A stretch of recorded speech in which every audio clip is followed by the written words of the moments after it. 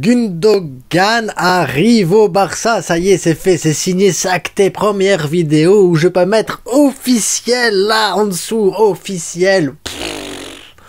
Alors maintenant, qu'est-ce que ça va changer pour le club? La tactique, le choix, comment intégrer Gundogan correctement à l'équipe, comment faire pour pas que justement il y ait un temps d'adaptation beaucoup trop long. Oh ben, vous savez quoi, je vais tenter d'y répondre tout de suite. Et si vous voulez savoir quoi, abonnez-vous, likez, partagez, tac la petite cloche. On y va les gars, c'est Gundogan.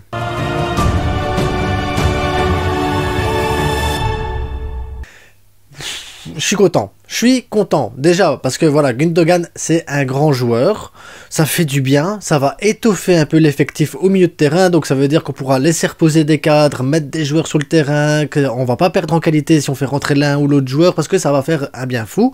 Et à côté de ça, tactiquement, on aura différentes possibilités également. Mais surtout, moi, ce qui me rend heureux, et vraiment heureux, c'est de me dire que le Barça, malgré les difficultés financières, malgré tout ce qu'on peut dire, la tête basse, le fair play, malgré toutes les merdes qu'on a pour enregistrer un joueur, les grands joueurs veulent venir à Barcelone. L'attractivité du club est toujours présente et ça, c'est hyper important les gars.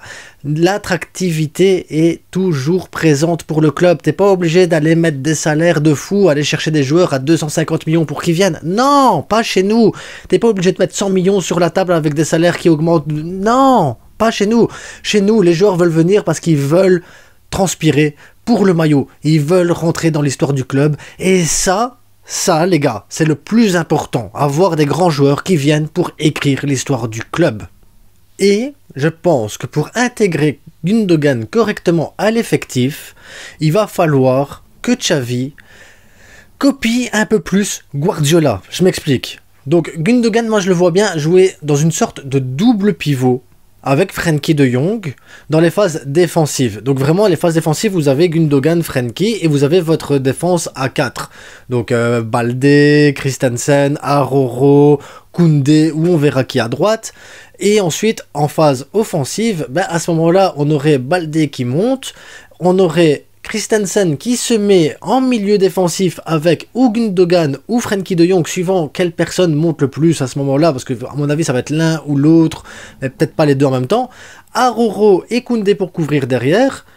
Et à ce moment-là, sur la droite, tu aurais un Rafinha qui vient pour couvrir, et tu aurais vraiment les ailes Balde, Rafinha. Tu aurais à ce moment-là Gundogan avec Christensen en double pivot, et à ce moment-là, Frenkie qui jouerait plus haut, Pedri qui jouerait plus haut, Fati qui jouerait plus haut, Lewandowski qui pourrait enfin rester dans le rectangle pour apporter le danger. Et je pense que dans ce système-là, on pourrait jouer facilement avec Gundogan et l'intégrer beaucoup plus facilement. Maintenant, quand je dis double pivot avec Christensen en phase offensive, voilà, si maintenant c'est lui qui a la balle, qui peut monter et prendre des mètres, à lui de prendre les mètres, Frenkie qui vient couvrir derrière, et on peut faire pareil avec Pedri, et on peut faire pareil avec Gavi. Tous ont une intelligence tactique qui permet à ce moment-là à n'importe lequel de ces 4 joueurs de pouvoir prendre la place de l'un ou de l'autre, d'apporter offensivement, défensivement, de couvrir et de se comprendre parce qu'ils parlent le même football. On est sur des joueurs qui ont exactement la même vision du football, la même formation, la même manière de jouer, la même manière de pouvoir se compléter les uns les autres. Donc je ne pense pas qu'on va avoir un Gundogan fixe derrière la défense ou un Gundogan fixe devant le milieu défensif ou juste être le trait d'union entre l'attaque et la défense. Je pense vraiment que les joueurs vont devoir tous se mettre à jouer les rôles des uns et des autres, de se couvrir, de pouvoir monter, défendre. Voilà, ils ont cette intelligence tactique et c'est ça qui est bien. Et surtout si on joue avec un milieu à 3, Frenkie en 6 ou Gundogan en 6, peu importe, ou Pedri en 6, on s'en fout. Parce qu'au final, les 3 vont pouvoir intervertir le rôle suivant comment se passe le jeu, suivant comment va le ballon, suivant comment se passe le match aussi. Parce que voilà, il y a des faits où peut-être que Gundogan va monter, Frenkie va voir une ouverture, va profiter, Pedri va peut-être redescendre pour couvrir derrière. On ne sait pas comment ça va se passer. Moi, ce que je suis convaincu, c'est que les 3 joueurs ont l'intelligence pour pouvoir se compléter les uns les autres. Gavi en sortie de banc ou Gavi titulaire, ou Pedri en sortie de banc et tout ça, ça fait du bien. Je sais pas si vous vous souvenez l'année passée quand t'avais un joueur qui était sur le banc et qui rentrait, il apportait rien. Là, avec 4 milieux de terrain de talent, mais vraiment de talent, tu peux en mettre un sur le banc et faire tourner un petit peu le truc de manière à avoir toujours les joueurs frais, à avoir de la disponibilité, à avoir des opportunités de pouvoir développer ton jeu, d'apporter un plus au moment où il faut apporter un plus, un remplacement. Imaginons tu gagnes et tu te dis, tu sais quoi, on va sortir Fati, on va sortir Rafinha, peu importe, et à ce moment-là on va faire rentrer un Gavi ou un Pedri pour renforcer le milieu de terrain, le contrôle du jeu et tout, c'est possible. Maintenant, imaginons on doit attaquer, hop, on sort un milieu de terrain, on remet un attaquant, on peut le faire aussi, et les joueurs peuvent s'adapter. Christensen qui pourrait jouer mieux défensif en plus pour apporter un plus.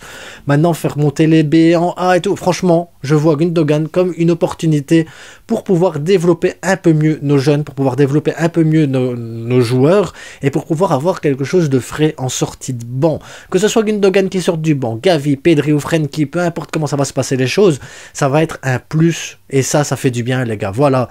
Donc enfin une vidéo où je peux mettre officiel Gundogan au Barça, enfin une vidéo où on peut dire le mercato il commence les gars, il commence et ça va continuer. On sortira aussi une vidéo sur la campagne américaine bientôt avec les joueurs qui vont être sélectionnés pour la campagne américaine parce qu'il y a déjà des jeunes qui sont dedans, donc Casado il est dans la liste des joueurs, Garrido également, donc voilà des bonnes choses les gars qui vont arriver.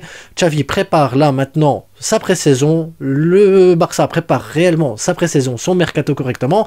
Maintenant, on va attendre des nouvelles de Brozovic. Est-ce qu'il va venir, pas venir? Parce qu'à ce moment-là, vraiment, on aurait un milieu de terrain, les gars, mais monstrueux. On aurait des sorties de banc monstrueuses. On aurait des possibilités impressionnantes. Donc, franchement, j'attends le mercato avec impatience, j'attends les signatures avec impatience, j'attends la tournée américaine avec impatience pour pouvoir voir le nouveau jeu, le nouveau style, la manière dont on va adapter chaque joueur à son poste et comment le Barça va pouvoir se compléter les uns les autres. Parce que oui, on a un mercato intéressant parce qu'on va cibler les joueurs qu'on a réellement besoin et pas plus. Et ça les gars, c'est beau. En attendant, je vous souhaite à tous une bonne soirée, une bonne journée, je sais pas quand vous regardez la vidéo, et abonnez-vous. J'ai oublié de dire aussi, sujet libre demain, donc allez dans mes posts là sur YouTube et mettez-moi en commentaire quelle vidéo vous voulez avoir demain, de quel sujet vous voulez qu'on parle, ça peut être tout et n'importe quoi, hein, la pluie, le beau temps, est-ce que vous préférez les hippopotames aux éléphants, pourquoi, je ne sais pas, est-ce que Arnaud Tenas qui part, est-ce que ça vous intéresse, est-ce que vous voulez qu'on parle un peu plus de la B, plus de la campagne américaine, un défenseur droit, un truc, ou peu importe les gars, je vous laisse décider, c'est vous qui êtes libre de choisir pour demain, c'est vous.